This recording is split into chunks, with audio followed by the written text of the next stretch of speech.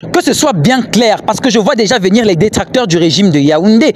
Il est vrai que son Excellence Paul Biya n'était pas obligé de se rendre à cette cérémonie, mais il a choisi de le faire et ça, chaque Camerounais doit le respecter.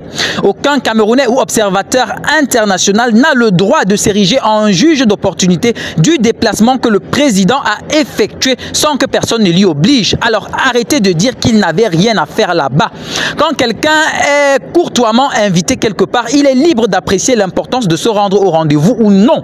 Pour ma part, il ne s'agit pas d'une faute du président Biya qui a jugé bon de faire honneur à son hôte principal Emmanuel Macron et secondaire Thomas Bach.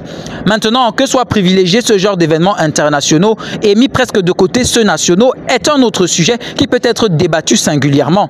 Maintenant, soyons un peu sérieux. Je crois que quand tu invites des personnalités de marque comme le président du Cameroun, ce n'est pas pour le faire asseoir sous la pluie, ça au grand jamais. De deux, je ne crois pas qu'il y avait dans l'assistance des personnalités de marque et de la trame du président Biya une autre personne aussi âgée. Je peux me tromper, hein, vous me le direz. Alors rien que pour ça, rien que pour le respect des 92 ans de ce grand homme, excusez-moi, mais Macron aurait bien pu et bien dû prévoir au moins un parasol. Je dis parasol car c'est vraiment le plus bas, le minimum qui devait être fait. En réalité, il y avait une pléthore de mesures qui pouvaient être prises, mais vraiment c'était le minimum de prévoir un parasol. Je pense qu'on n'aurait jamais dû revoir ça et encore moins au regard de tout ce que la France a eu à profiter de ce beau pays. Au regard de ce que la France a eu à profiter du Cameroun. Vraiment, c'est limite insultant. Moi, ça me choque de voir mon président dans cette posture.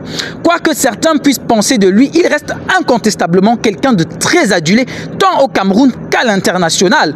Vraiment, Macron a commis, je crois, la plus grosse boulette de tout son mandat à la tête de la France avec ça. Moi, je vous le dis.